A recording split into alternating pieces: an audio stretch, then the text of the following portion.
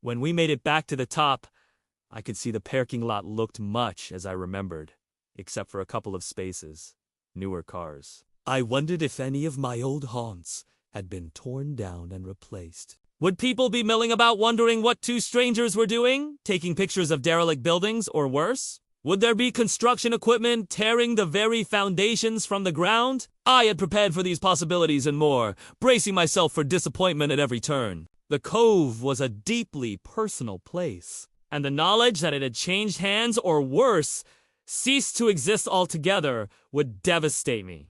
What about here? Do you remember this one? Emily asked. After we had driven around and parked, she was leading me back to where my secondary school had stood. Not really. This road wasn't built till after I left. All I remember is the oval being somewhere over there, I said, pointing to the forest behind us. All right then. How about here? She asked, slowing the car to a stop outside a restaurant. The Bombay Palace was here. Of course I remember. I remember how much curry I ate in here during the 5 years I lived above the shop. Does it still look the same? Pretty much, I said, peering at the brightly lit eatery. I wonder if Mr. Chandrasekhar is still running it, she said wistfully. I highly doubt it. He would have been well into his 70s by now, if not already gone. But that's the only difference I can see. Come on!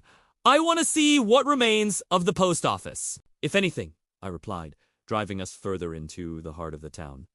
Ah! Here it is! The post office! Looking better than ever.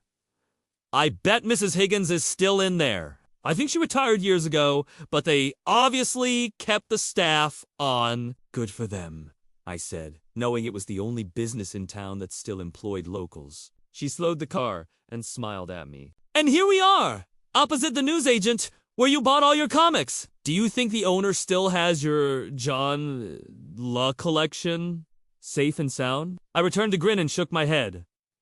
Nah, I don't think so. But if you wanted to find out, you know where to go, I said. Thank you, she replied, before turning to drive us home. I left the rest of the town undiscovered, satisfied to have seen just enough to know that my home was still breathing with the familiarity of its past. The town center had not yielded any secrets. All the buildings I cared to remember were still standing, unchanged and enduring, just as I had hoped. There was something to be said for living among permanence. When you settle in a place that has remained constant for decades, you begin to believe that you and it are one and the same. The comfort of that is undeniable. But sometimes, it is in letting go that we discover we have never truly been there at all.